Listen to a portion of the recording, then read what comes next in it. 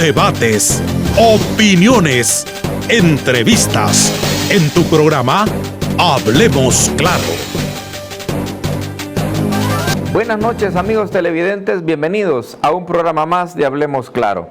Hoy jueves 1 de octubre del año 2020 tengo el gusto en presentarles a mis dos invitados, dos personas con mucha experiencia, conocedores del derecho nacional e internacional. Tengo el gusto en presentarles al doctor Nelson García. Doctor, buenas noches y bienvenido. Muchas gracias, Willy, un privilegio estar en su programa. Y también al doctor Arturo Méndez Azahar, que también es un abogado. Vamos a arrancar con un tema un poco triste, un poco trágico para una familia hondureña. No sé si ustedes recuerdan que casi siempre que hay eventos electorales en Estados Unidos que se relacionan con el presidente Trump, siempre le mueven las caravanas de personas de Honduras, de Guatemala, de El Salvador y un poquito de Nicaragua. Raro que de Nicaragua casi no, pero muy poco de Nicaragua. Pero de donde más se mueven es de Honduras y Guatemala. De El Salvador también ha disminuido. El día de hoy, veamos la diapositiva número 16. En el diario El Mundo sale esta publicación, dice: muere migrante hondureño al caer de vehículo en caravana en Guatemala, dice. Allá va en un vehículo. Un migrante hondureño que formaba parte de una masiva caravana que pasa por Guatemala en su intento por llegar a Estados Unidos, murió este jueves al caer accidentalmente de un camión en marcha, informó una fuente oficial. Doctor Nelson García, qué lamentable que siempre que hay elecciones, ahorita ya está cerca las elecciones otra vez del presidente Trump, ahora, le montan estas caravanas. Sí, ¿cuál es el objetivo? El objetivo es que lleguen a la frontera de México con Estados Unidos, que la gente se brinque o se salte el muro en bandada, sí, y entren, y que la policía o la Guardia Nacional de los Estados Unidos actúe. ¿Y eso le beneficia al señor Trump o le perjudica?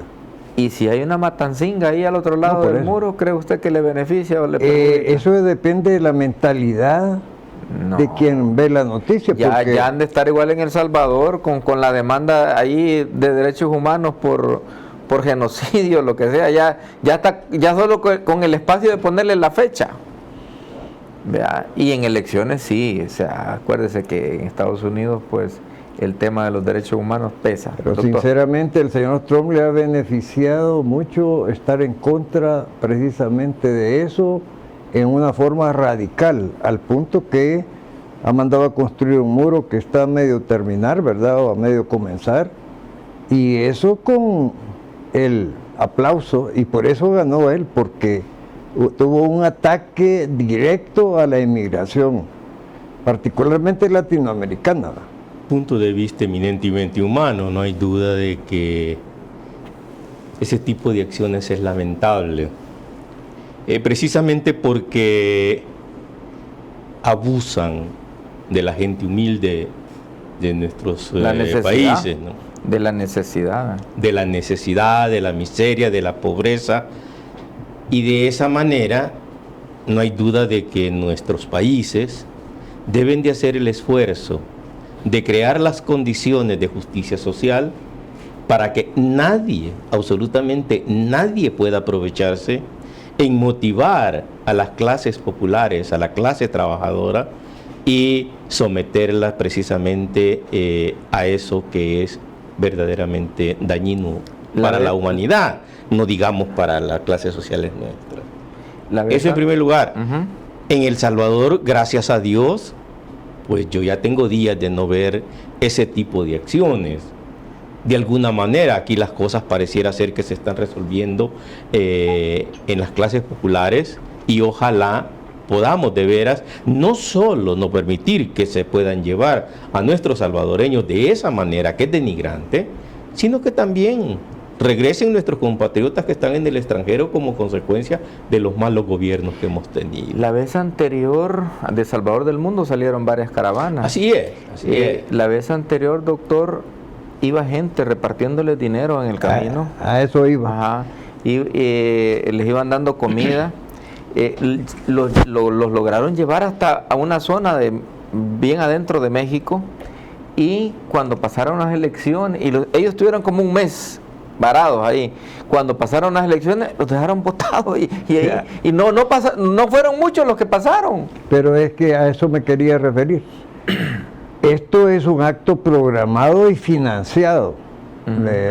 Premeditado y con alevosía. Entonces no es una acción espontánea de organización popular que deciden irse. No, aquí hay un financiamiento. La médula es que no es un acto espontáneo, es la instrumentalización de una necesidad para crear un conflicto de carácter político, yo no sé si de beneficio o de perjuicio, pero esa es la intención. Ya una vez pasado el momento, el show, ¿verdad? Entonces ahí se quedan, ahí vean, si quieren se quedan y si no se regresan. Ahorita el riesgo es más alto porque estamos en época de invierno, los ríos están crecidos, más de alguien se va a ahogar también, ¿no? Sí, pero ya, como le digo, lo veo más como un trabajo que como una reacción espontánea de las otras emigraciones que no se andan organizando en caravanas ni nada, sino que cada quien trata de pagarle a un llamado coyote, a quien le debe mucho a este país, por cierto, ¿verdad? Porque si no hubieran logrado llegar 3 millones de salvadoreños allá, ¿verdad? No, pero y 6.000 millones de remesas cada año. Por supuesto. Pero en estas caravanas no pagan coyotes, les van dando incluso transporte y comida. Por eso. Sale mejor todavía. El problema es que solo lo llevan hasta el muro. Pues sí, una vez pasado, es como cuando traen a la gente aquí de otros pueblos, ¿verdad? Sí, en camionadas, y ya una vez pasada les pasó el contaron, meeting. sí, ahí vean cómo se van. Así es. Pero México ya vio que va por Guatemala la caravana y que ya no tarde, aquí en El Salvador, Y cerró. ya no tarde en El Salvador que estén armando las caravanas también en El Salvador del mundo. Y no es que yo esté dando la idea, sino que así es. Veamos las medidas que está tomando México. Veamos la diapositiva número 1.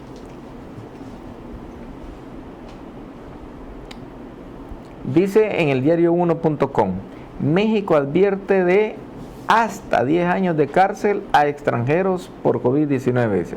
La institución de migración mexicana dice, advierte con penas de 5 a 10 años de prisión a quien ponga en peligro de contagio la salud de otro. Claro.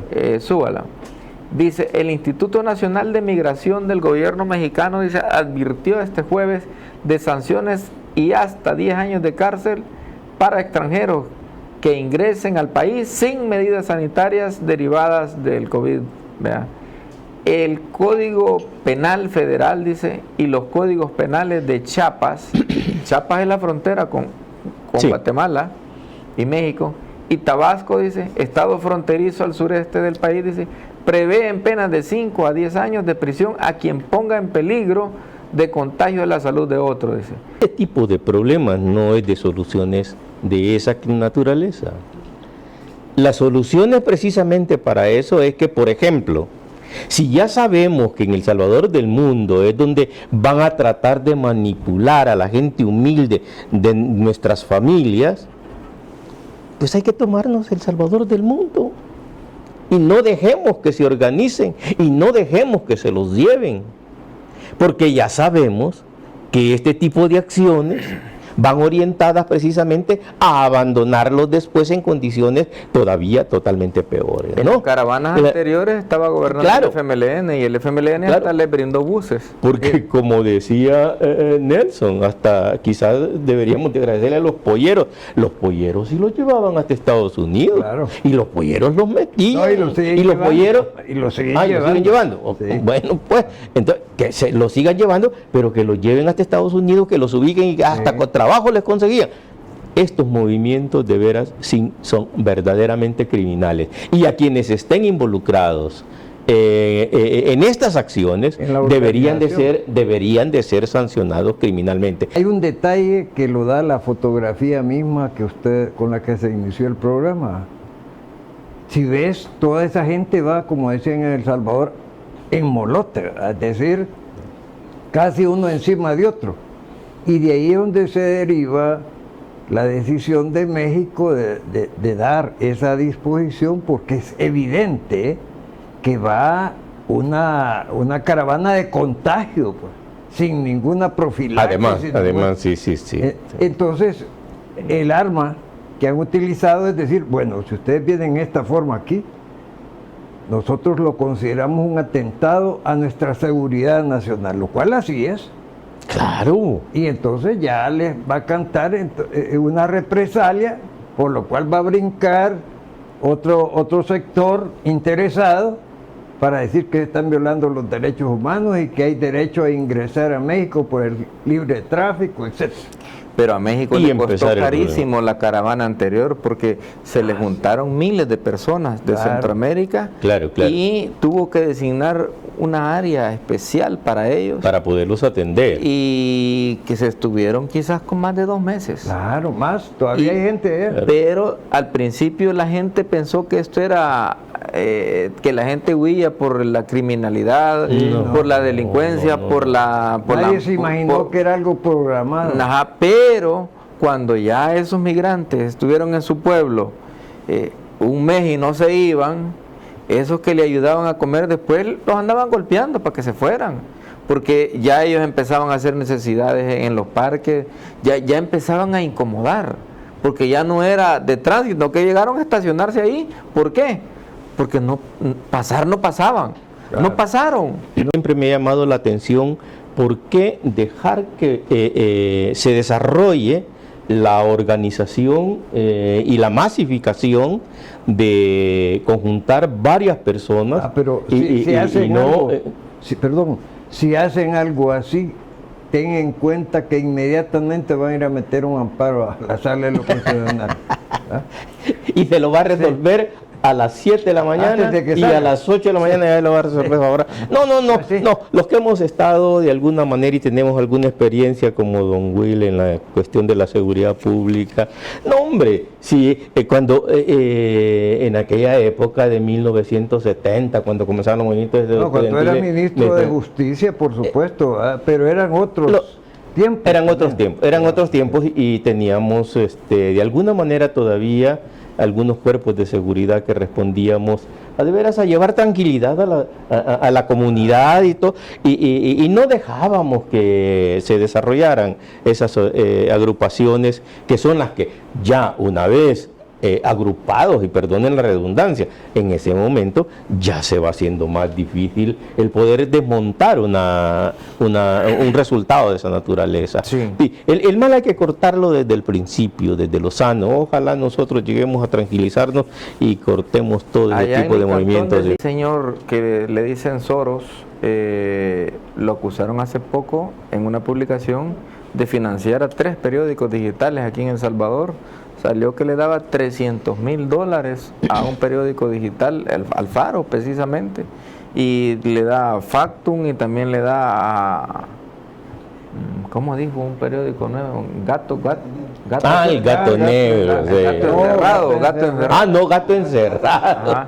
Va el Gato Encerrado. Entonces son este señor tiene una estructura bien de medios de comunicación y a la vez también de desestabilización. Bueno, según me he puesto yo a averiguar, a causa precisamente no solo de eso que está mencionando, sino que entiendo que el señor presidente lo mencionó como un factor de contaminación de la legitimidad de las campañas que se están desarrollando en contra de él, o de su gobierno. Y entonces parece que la tesis de él es sacarle provecho, en cuanto a negocios se refiere, a las situaciones de crisis que puede crear con el incentivo que él da económicamente a esos factores creadores de crisis. Esa capacidad de poder acumular una riqueza que ya no sé ni cuánto son las cantidades de miles de millones, de cientos de miles de millones de dólares, al grado que se dice que 12,000 millones de dólares destinó precisamente para Centroamérica, para Latinoamérica, para influir en sus gobiernos, La agenda- para comprar la los agenda- medios de La comunicación agenda LTV. y para comprar los medios de comunicación, para tener la capacidad de enajenar a las masas y más es el financiamiento a la teoría de género para golpear en la parte más íntima de la familia, como es el matrimonio, el respeto a los hijos, a el los aborto. padres, patrocinar la teoría del aborto, la teoría de género, la teoría del el movimiento LGTBI. Es una realidad que verdaderamente nuestro gobierno pues parece ser de que no estábamos preparados para enfrentarlos, pero que de alguna manera habrá que ponerles en un momento determinado pues indicadores de que eso ya no va a seguir sucediendo, a menos por ejemplo de que sigamos de alguna manera en esta inestabilidad, pero que yo tengo esperanza, tengo el que ya la vamos a componer y que primero Dios vamos también a darle tratamiento y que es un tema de reforma constitucional, la teoría de género, porque eso es una realidad. Que las resoluciones de la sala, dice, son inapelables, dicen, y de fiel cumplimiento. ¿Es cierto eso? Fíjese que entraríamos... Depende a quién se la apliquen, vea. No, es que hay conceptos sacrosantos que sirven precisamente para mantener intimidados y sumisos a aquellos a quienes les aplican negativamente esas disposiciones. Vaya, por ejemplo, vamos a ver el video número 19. Video número 19, la presidenta del Tribunal Supremo Electoral anuncia que no va a haber voto en el extranjero para el 2021, sino que hasta el 2024. En relación a nuestros compatriotas residentes en el exterior, es importante manifestar que el Tribunal Supremo Electoral, en su rol de aplicador de la ley electoral y respetuoso de las disposiciones legales y jurisprudenciales, llevará a cabo la modalidad del voto desde el exterior hasta el 2024. En consecuencia, las próximas elecciones de 2021 estarán circunscritas al padrón electoral nacional, geográficamente comprendido dentro de nuestro territorio. Aclarar una cosa, desde mi particular punto de vista, eso de que no estoy de acuerdo con determinada sentencia, pero la voy a cumplir, es el error más grave que puede cometer, no un abogado, cualquier ciudadano de la República.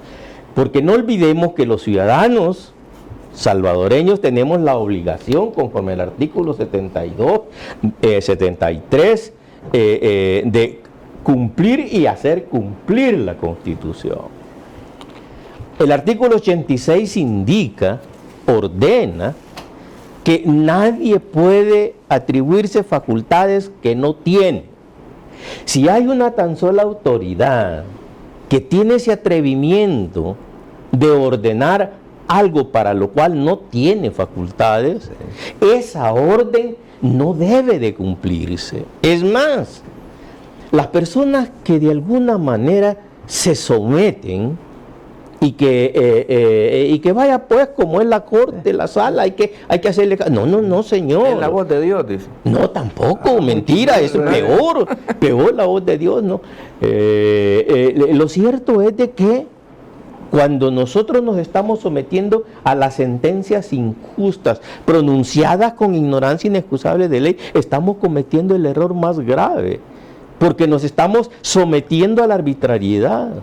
No, señores, los abogados debemos de reaccionar al respecto y no debemos de olvidar nunca que de alguna manera existe todo un régimen de impugnaciones al que estamos también de hecho renunciando. No, si cuando un juez comete un prevaricato y yo no estoy de acuerdo con él, tengo el derecho de pedirle la revocatoria. Totalmente. Y si le pido la revocatoria es para que este juez se ponga en evidencia, porque tiene que fundamentar el sinudar de la revocatoria para que yo me vaya para apelación para la Cámara. Que algo idealista en lo que Arturo está planteando, es obvio.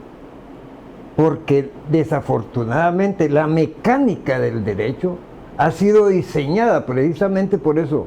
Los entusiastas que él llama del cambio constitucional es porque estamos saturados de que esa infamia que se llama justicia en el país siga imperando como una forma secundaria de ejercer el poder tras el poder mismo. En otras palabras, ha llegado a un punto la desconfianza en la rectitud de los sentenciadores, que es evidente que hay un anhelo de que eso se cambie. Por ejemplo, hay una teoría de que la parte constitucional debe ser extraída de la Corte Suprema de Justicia y formar un ente diferente, para que la gente que integre esa institución provenga de la voluntad directa del pueblo y no en esta forma amañada en la que cada partido político se asigna un representante dentro de cada una de las salas, como uno de los grandes defectos de los muchos que tiene la Constitución. Ir a un relajito que se está dando el día de hoy. Veamos el video número 22 del diputado Portillo Cuadra. El diputado Portillo Cuadra siempre se luce con sus 10 ideas que tiene, ¿verdad?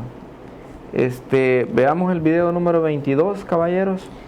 Esta condena que acabamos de aprobar por las actitudes del régimen dictatorial de Bukele sea enviado al Senado de los Estados Unidos, al Departamento de Estado de los Estados Unidos, al Parlamento Europeo, a la Unión Europea, que sea enviado igualmente a todas las instituciones que monitorean y velan por los derechos humanos en América Latina, que sea enviado al Congreso de los Estados Unidos, que sea enviado a todos y cada uno de los consulados y embajadas de todos los países acreditados en El Salvador.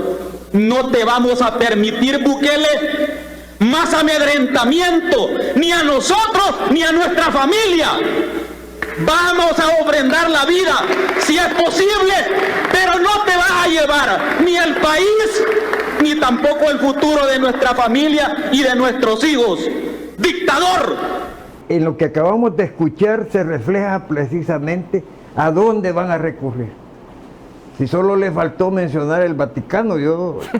Se le quedó. Se le quedó. No, pero ahorita que ve el programa lo va a agregar en otra vez. Mañana el Papa está enterado de que el señor presidente de la República, electo contra todos y ganado en una forma histórica, en vaca, como decimos en el país, hoy resulta que es el dictador de este país. Y no controla la Fiscalía, no controla la Corte Suprema, no controla la Corte de Cuentas, no controla la Asamblea, y es, bueno, primer dictador que veo yo que es dictador con un corta uña. Ahora fíjese bien, hay algo que hay que reflexionar.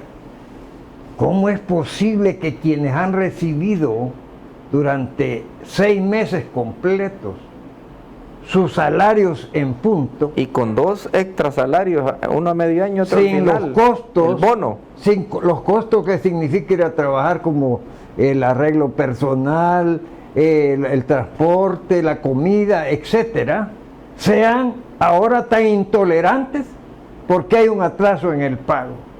Un atraso que es lógico que lo haya. y que tiene justificación porque no han Por habido eso le digo, ingresos como no, 4 meses al Estado. Pero me parece una afrenta más a la mayoría de salvadoreños que no tuvieron la forma de tener ingresos, de no ser algunos que recibieron esas dádivas del gobierno. Decirle al pueblo salvadoreño que debe de tranquilizarse en función de que tenemos que aguantarlos todavía. No, hay que volverle a decir, si el pueblo está claro. Está claro, pues hay que insistirle de que no se preocupe porque ya viene el 28 de marzo y que esos son los estertores precisamente de toda esta gente, de que le tiene miedo llegar al 28 de marzo. Porque todos esos anuncios del apocalipsis ya mundial y que vamos a quedar solos en el mundo y que entonces nos vamos a morir, es para tratar de sabotear, según ellos, el 28 de febrero. El presidente Bukele dice lo siguiente a los diputados que dicen defender los salarios de los empleados. Los diputados dicen defender los salarios de los trabajadores de la Asamblea, dice, pero el ministro Zelaya dice, ofreció formalmente y por escrito desde ayer pagar los salarios de los trabajadores y dejar únicamente pendiente a los diputados y asesores. ¿Por qué no aceptan? Dice. Veamos a la vez el video número 13, donde el diputado Reyes reacciona de Arena, el jefe de fracción de Arena. En el video 13 reacciona a esta publicación del presidente. Veamos el video 13. Porque eso está ya en el presupuesto general de la Nación. ¿Y eso qué significa? Al estar en el presupuesto general de la Nación, cada institución le envía la información correspondiente al Ministerio de Hacienda y el Ministerio de Hacienda tiene que depositar. Cuando él quiere hacer este tipo de cosas, lo que está haciendo es un uso político. Y creemos que instituciones serias como el Ministerio de Hacienda no deberían estar haciendo uso político. Que me venga a decir aquí el ministro de que por 3.5 millones de dólares no puede pagarle a los empleados de la Asamblea Legislativa, hombre, realmente, y que lo que necesita es que se le pueda dividir las planillas, realmente es, créanmelo, es inaudito. O sea, de lo que se trata aquí es de que debe haber un cumplimiento de ley, de que debe de pagarle a la Asamblea Legislativa y pagarle a todos los empleados públicos del país. Igualmente debe de depositar, porque por ley de cada dólar que recibe el Ministerio de Hacienda, el 10% debe de ir destinado a los alcaldes, también debe de pagarlo. Pero se está incumpliendo la ley. ¿Vamos a seguir en esta tónica de seguir incumpliendo la ley? Esa es una pregunta que debe hacerse justamente el pueblo salvadoreño. Lo que pasa es de que el presidente Bukele hasta mucho les ha aguantado. No. Antes los presidentes, Dios me libre, un diputadito se le ponía de medio lado. No, señor. Eso no era así como está sucediendo ahora. Y precisamente el haberlos tolerado, marzo, abril, mayo, junio, miren los malcriados que hay ahora. Debates, opiniones, entrevistas en tu programa Hablemos Claro.